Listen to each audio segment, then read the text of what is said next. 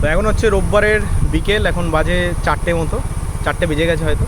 তো এখন আমাদের খাওয়া হয়ে গেছে, সাগর আছে, রতনও আছে। তো এখন আমরা যাচ্ছি আমাদের দত্তপুরে মা মনসা সুইটস খুলেছে, তো সেইখানে এখন খাওয়া হয়ে গেছে। এখন যাবো সোজা মা মনসাতে, সেখান থেকে মিষ্টি টিষ্টি খেয়ে তারপর যাবো একটু মাঠে। কারণ মা মনসাতে যাবো, একটা খাবার আমি সকালবেলা খেয়ে এসেছি একটা মিষ্টি, ওটা ভালো লেগেছে। তখন আবার ওটা খেতে যাচ্ছি তিনজন মিলে, দেখি পাওয়া যায় নাকি। আর তারপর ওখানে গিয়ে দেখাচ্ছি, চলো। তো এটা হচ্ছে মা মনসা সুইটস, যেটা আমাদের দত্তপুর হাটখোলায় নতুন খুলেছে।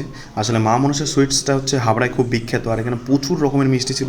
তো আমরা সেটাই খেতে গেছিলাম, কিন্তু আমি গেছিলাম স্পেশালি এই মিষ্টিটা খেতে, যেটা পুরোটা ড্রাই ফ্রুট দিয়ে তৈরি ছিল। আমার যেহেতু স্পেশালি এটা খুব ভালো লেগেছিলো, তাই জন্য ওদেরও জোর জবরদস্তি এটাই খাওয়াই প্রথমে। সাগরের রিয়াকশনের উপর যাবে না, ওর ভালোই লেগেছে কিন্তু ওইভাবে বলছিল।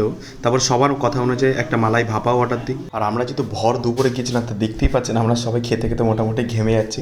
আর তারপরে অতনা একটা এরকম রসগোল্লা টাইপের কি একটা অর্ডার দেয়, এটা কি রসগোল্লা কী রসগোল্লা আমার ঠিক জানা নেই, যেটা খেতে খুব ভালো ছিল। আর সন্ধ্যাবেলা আমি আর মামা মিলে গিয়েছিলাম দত্তপুর হাটখোলায় একটা নতুন মোবাইল কিনতে। আর মোবাইলটা হচ্ছে ভিভো Y51 Pro। তো তোমরা যদি কেউ এই মোবাইলটা ইউজ করে থাকো তাহলে কমেন্টে জানিও কীরকম পারফরমেন্স দেয়। আমরা নতুন কিনেছি, তো জানলে ভালো লাগবে, নইলে তো কদিন পর আমরা দেখেই নেবো। তো তোমরা যদি ইউজ করো অবশ্যই কমেন্টে জানাও। আর তারপরে আমি আর সুমন মিলে গিয়েছিলাম দত্তপুর স্টেশনে একটু ডিম সেদ্ধ খেতে। তো এইটুকুনি, ব্যাস, চলো বাই।